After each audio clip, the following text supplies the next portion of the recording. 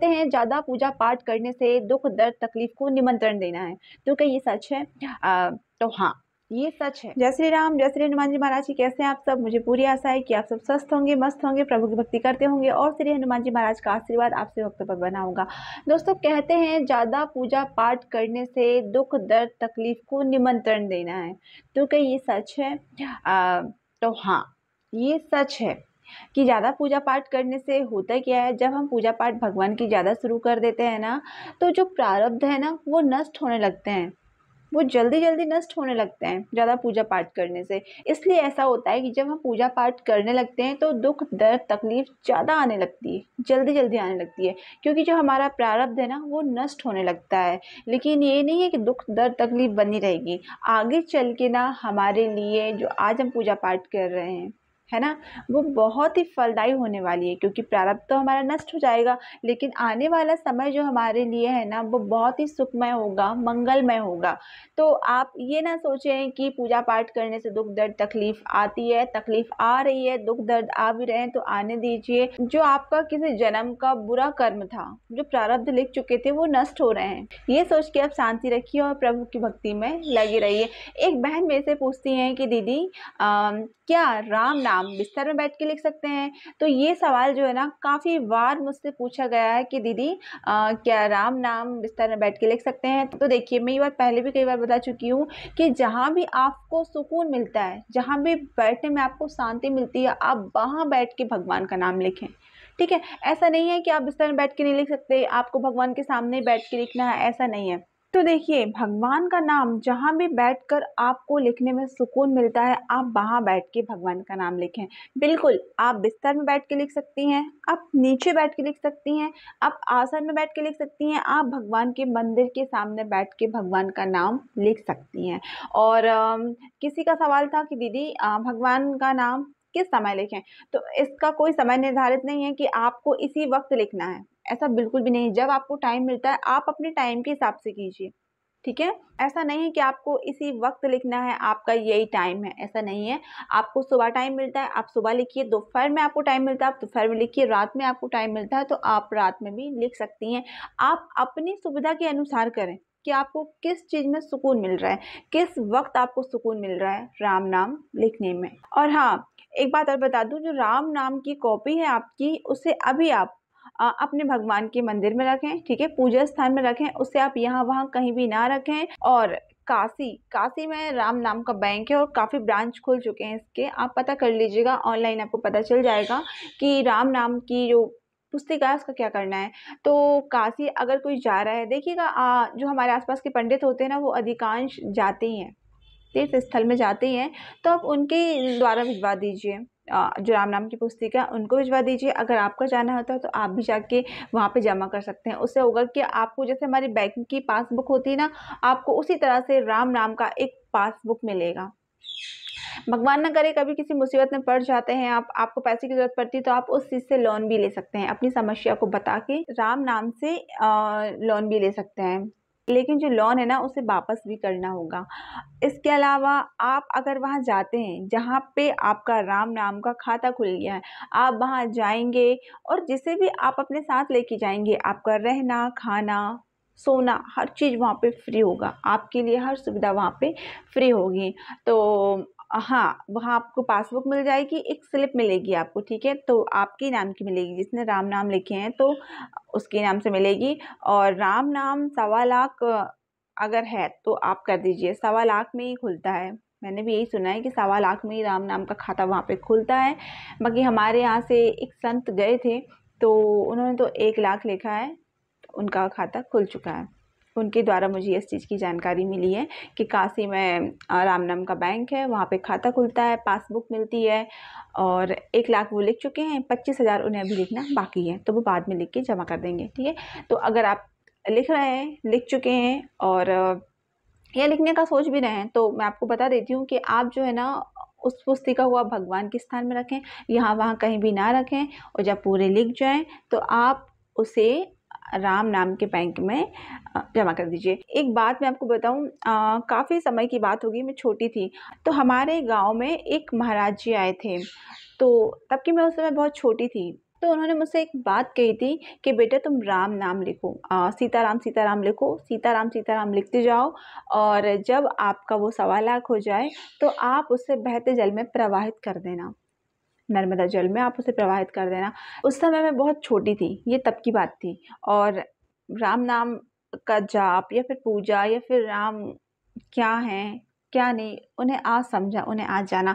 लेकिन महाराज जी ने ये बात मुझे बहुत पहले कही थी, काश कि मैं उस समय समझ जाती, लेकिन दिमाग नहीं था। लेकिन फिर भी मैंने उनकी बात को माना था। मैंने राम नाम लिखना शुरू किया था और एक कॉपी मैंने राम नाम से भरती थी, सीताराम सीताराम लिख के भर दी थी।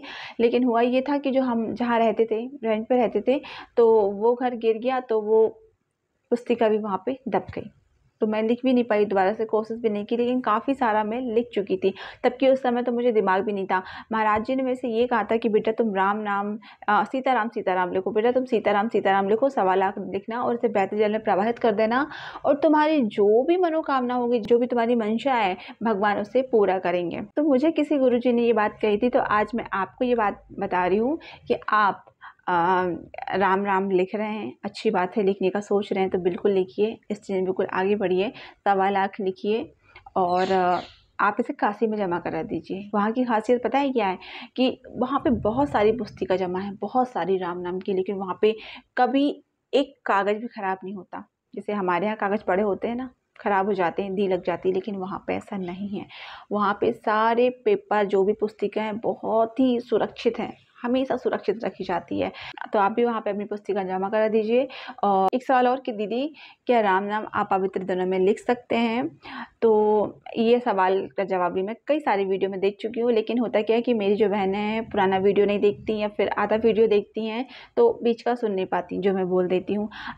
तो मैं आपको बताना चाहूँगी कि राम नाम आप अपवित्र दिनों में भी लिख सकती हैं।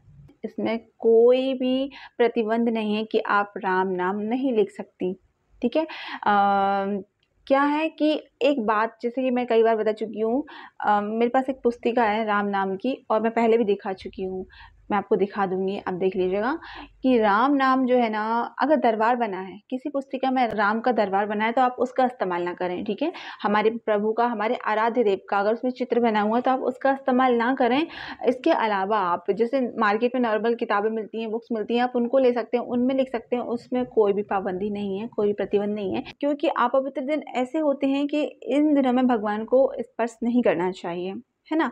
तो जैसे कि मैंने बताया कि मैं तो उन दिनों में राम नाम नहीं लिखती, हाँ सिर्फ मैं जाप में ही ध्यान देती हूँ। अगर आपके पास ऐसी पुस्तिका जिसमें भगवान का चित्र नहीं, तो आप बेशक बिल्कुल राम राम लिखिए, ऊपर बैठ के लिखिए, नीचे बैठ के लिखिए, जहाँ आपका दिल करता है आप वहाँ बैठ के लिखिए, जहाँ पे आपको कंफर्ट है आप वहाँ बैठ के लिखिए, ठीक है। और इसके अलावा भगवान का चित्र बना हुआ है तो आप फिर जाप कर सकते हैं, राम नाम का जाप कर दीजिए। इसके अलावा किसी ने पूछा मुझसे कि अगर हम 108 हनुमान चालीसा का पाठ कर लेते हैं तो हमें जो चमत्कार है वो कब दिखेगा। अगर हम 1.25 लाख राम नाम कर लेते हैं, राम नाम का जाप कर लेते हैं, तो हमारी मनोकामना कब पूर्ण होगी। अगर हम 1.25 लाख राम नाम का जाप कर लेते तो हमारी मनोकामना पूर्ण कब होगी।